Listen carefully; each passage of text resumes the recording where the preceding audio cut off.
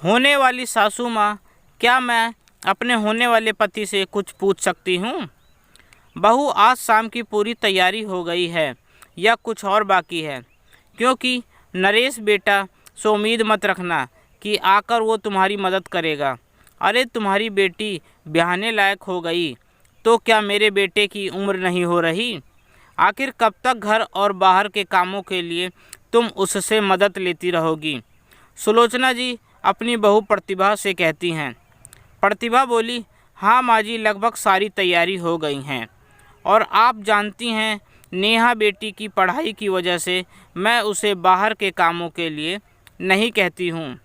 एक बार उसकी नौकरी लग जाए और अपने पैरों पर खड़ी हो जाए, फिर जब ससुराल जाएगी तो अपने घर का और बाहर का सब काम तो उसे ही संभालना है, जैसा कि हर लड़की करती है। और जहाँ तक आपके सुपुत्र की बात है, मैं उन्हें नहीं कहती, बल्कि वही छोटे मोटे कामों को करते हैं ताकि हमारे साथ जुड़े रहें। सुलोचना जी बोली, रहने दो बहू, मेरे नाक में दूध नहीं गिरता है, मुझे भी पता है। बस अपनी बेटी को समझा देना कि लड़के वालों के पास ऊंची आवाज़ में और ज़रूरत से ज़्यादा ना बोले। हाय मेरा बेटा, जब उसका थका हारा चेहरा देखती हूँ तो मुझे उस पर दया आती है। कम से कम नेहा की शादी हो जाएगी तो उसका थोड़ा बोझ हल्का हो जाएगा। वो कहता भले नहीं है, पर उसकी परेशानी मैं समझती हूँ। आखिर माँ हूँ, मैं नहीं समझूंगी तो कौन समझेगा? तभी नरेश जी घर में प्रवेश किए और बोले, माँ कौन परेशान है? अरे खुशी का मौका है, फिर परेशानी की बात क्यों हो रही है? और मेरी बेटी मेरे लिए बोझ नहीं है, वो तो मेरा गुरूर है। आप तो बस अपनी पोती को आशीर्वाद दीजिए। ये लो प्रतिभा, समोसा, जलेबी और रबड़ी भी ला दिया हूँ। अब तुम्हें शाम में ज़्यादा कुछ बनाने की ज़रूरत नहीं पड़ेगी।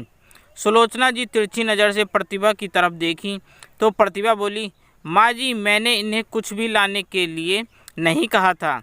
सुलोचना जी बोली, क्या बात है नरेश, आज तुम जल्दी कैसे आ गए? फिर से बस बदल बदल कर आए होगे, देखो चेहरा कैसे लाल हो गया है। नरेश जी हंसकर बोले, माँ आपका बेटा अब बूढ़ा होने को आया है, मेरी चिंता छोड़ दो। अरे बेटी को लड़के वाले देखने आ रहे हैं, मुझे भी तो फीलिंग आने दो कि मैं भी अब ससुर बनने वाला हूँ। इतना कहकर नरेश जी हंसते हुए कमरे में हाथ मुँह धोने चले गए। इधर सुलोचना जी बुदबुदाने लगी। सब अपने अपने काम में लगे थे। तभी नेहा अपने कमरे से पढ़कर निकली और सोफे पर बैठकर टीवी देखने लगी। सुलोचना जी बोली, हे भगवान, कैसे बिखरे बाल और चेहरा लेकर टीवी देख रही है? यहाँ सब तैयारियों में लगे हैं और तुम्हें कोई तैयारी नहीं करनी। नेहा हंसकर बोली, दादी तैयारी तो लड़के वालों करके आएंगे, क्योंकि परीक्षा तो उनकी ली जाएगी। सुलोचना जी आश्चर्य से बोली, लड़के वालों की परीक्षा कैसे ली जाएगी और कौन लेगा उनकी परीक्षा? नेहा हंसकर बोली, मेरी प्यारी दादी, जब जिसको परीक्षा देनी होती है वही तो परीक्षा भवन तक जाता है। मैं तो जा नहीं रही हूँ, लड़के वाले आ रहे हैं, इसका मतलब परीक्षा तो उन्हें देनी है ना। और क्या खराबी है मेरे चेहरे में? मैं बिल्कुल आपकी जैसी सुंदर तो दिख रही हूँ। इतना कहकर नेहा हंसने लगी। सुलोचना जी सोची, अभी शक्ति दिखाने से कहीं पोती विद्रोह ना कर दे, तो बड़े प्यार से उन्होंने कहा, मेरी लाडो, मैं इसलिए कह रही हूँ कि ना जाने लड़का कैसा डील डॉल वाला होगा। मेरी पोती किसी से कम नहीं लगनी चाहिए। तो जाओ, मैं तुम्हारे लिए चंदन का लेप बना दी हूँ, उसे लगाकर ठंडी हवा में बैठो। क्या टीवी सामने अपने आँखों को काला कर रही हो? जाओ। नेहा मुस्कुराने लगी। तभी प्रतिभा आई और नेहा से बोली, बेटा दादी जो कह रही हैं मान लो ना। नेहा जानती थी अगर वो सवाल जवाब करेगी तो माहौल ख़राब होगा, इसलिए वो चुपचाप चंदन का लेप लेकर अपने कमरे में चली गई। शाम में अफरा तफरी मची थी, मानो शादी का घर हो। नरेश जी बोले, माँ आप खुद भी परेशान होती हैं, सबको परेशान कर देती हैं। लड़के वाले बस नेहा से मिलने आ रहे हैं, तो आराम से बैठिए। कुछ ही देर में दीपक अपनी माँ कामनी और पिता कौशल जी के साथ आया। दोनों परिवार एक दूसरे से अपने मन की जिज्ञासा जान रहे थे। तभी नेहा सलवार कुर्ते में मुस्कुराते हुए बड़े ही आत्मविश्वास के साथ कमरे में आई। चाय की ट्रे प्रतिभा के हाथों में देख सुलोचना जी प्रतिभा से धीरे से बोली, बहू ये क्या उल्टी गंगा बह रही है? बेटी की जगह क्या तुम डोली में बैठोगी? नेहा धीरे से बोली, दादी सबको पता चलना चाहिए कि चाय मैंने नहीं बल्कि माँ ने बनाई है, और मैं कोई दिखाने की चीज़ नहीं हूँ कि लोग मुझे सजाकर यहाँ लाएंगे। सुलोचना जी बस भगवान को याद कर रही थी। कामनी जी को एक नज़र में नेहा बहुत पसंद आई। चाय पानी पीने के बाद उन्होंने नेहा से पूछा, खाना बनाने आता है? घर के काम कौन करता है? बाहर जाकर खरीदारी खुद कर सकती हो? और तुम्हारी लंबाई कितनी है? नेहा बिल्कुल घबराई नहीं, बल्कि उसने हंसते हुए जवाब दिया, खाना बनाना आता है, परंतु जब समय मिलता है तब बनाती हूँ। खरीदारी खुद कर सकती हूँ, पर किसी के साथ मिलकर खरीदारी करने में ज़्यादा आनंद आता है। लंबाई तो आप देख ही सकती हैं, हील चप्पल नहीं पहनी हूँ। नेहा के जवाब को सुनकर कामनी जी तिरछी निगाहों से कौशल जी को देख रही थीं। सुलोचना जी की धड़कन तेज होने लगी तो कौशल जी हंसते हुए बोले, वाह बेटा, क्या जवाब दिया। माँ जी आप निश्चिंत रहिए, इसमें बच्ची का दोष नहीं है। अब सवाल कोई टेढ़ा मुझे पूछे तो कोई कैसे सीधा जवाब देगा। नेहा आगे बढ़कर हाथ जोड़कर कामनी जी से बोली, अगर आपको मेरे जवाब देने का तरीका बुरा लगा हो तो माफ़ी चाहूँगी।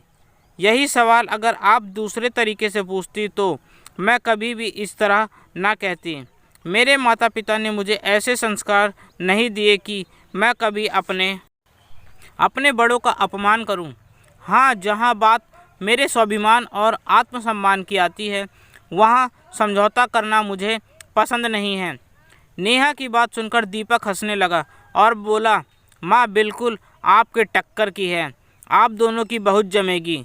तो कौशल बाबू हंसने लगे। कामनी जी हंसकर नरेश जी को बोली, नरेश बाबू आपकी बेटी मुझे बहुत पसंद आई, और बेटा तुम्हें बड़ा मज़ा आ रहा है।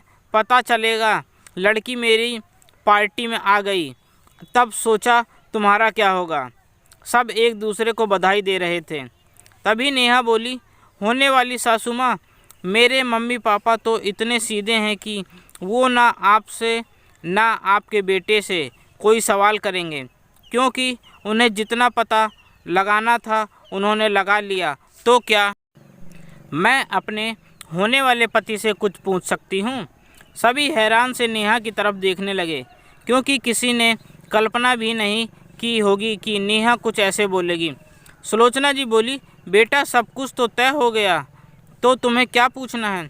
नेहा मुस्कुराकर बोली, क्यों दादी, मेरे घर में आकर मेरी परीक्षा ले ली गई और मैं अपनी ज़िंदगी का फैसला किसी और के हाथों में दे दूं? क्या मैं कुछ नहीं पूछ सकती?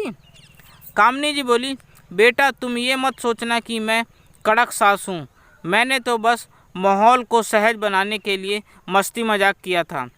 कौशल बाबू बोले, कामनी अगर बच्ची के मन में कोई प्रश्न है और वो पूछना चाहती है तो पूछने दो।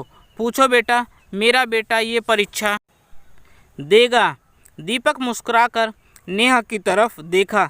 दीपक का यूं मुस्कुराकर आंखों में हर सवाल के लिए तैयार होना नेहा को भा गया।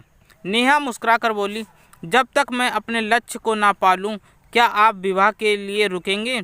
जब कभी मेरी तबीयत खराब हुई तो क्या रसोई में आप मेरी मदद करेंगे? बाहर जब हम एक साथ निकलेंगे तो आप ओहदे को नहीं हमारे रिश्ते को महत्व देंगे, और जितना मान और अपनापन मैं आपके परिवार और घर में दूंगी, क्या उतना ही मुझे और मेरे परिवार को मिलेगा? अगर हाँ तो ये रिश्ता मुझे मंजूर है। सुलोचना जी बोली, 4 किताबें क्या पढ़ ली? क्या हो गया है इस लड़की को? क्या कोई ऐसे सवाल पूछता है? कौशल बाबू ताली बजाने लगे और बोले, वाह बेटा, तुम तो बहुत ही समझदार हो। तुमने जो भी सवाल किए सब जायज़ थे। अब हमें अपने परिवार के लिए कोई चिंता नहीं। हर बेटे के माँ बाप को भी अपने बेटे की शादी के बाद चिंता होती है कि कैसी लड़की आएगी जो घर को एक धागे में बांध सके। कामिनी जी हंसते हुए बोली, हमें तुम पर पूरा विश्वास है कि तुम हमारे परिवार के लिए ही बनी हो। छोटी मोटी बातें तो हर घर में होती हैं, और जब तक सास बहू में छिटपुट बातें ना हो तो जिंदगी का मज़ा कैसे आएगा। इतना कहकर कामिनी जी ने प्रतिभा जी को गले से लगाया और कौशल बाबू नरेश जी को गले लगा लिए। सब एक दूसरे को बधाई दे रहे थे। दीपक ने मुस्कुराकर नेहा की तरफ देखा और बोला, आपके हर सवाल का जवाब मेरी तरफ से हाँ है। उम्मीद करता हूँ मैं परीक्षा में पास हुआ। जो कुछ कमी होगी वो आपसे सीखकर पूरे नंबर से आगे भी पास होता रहूँगा।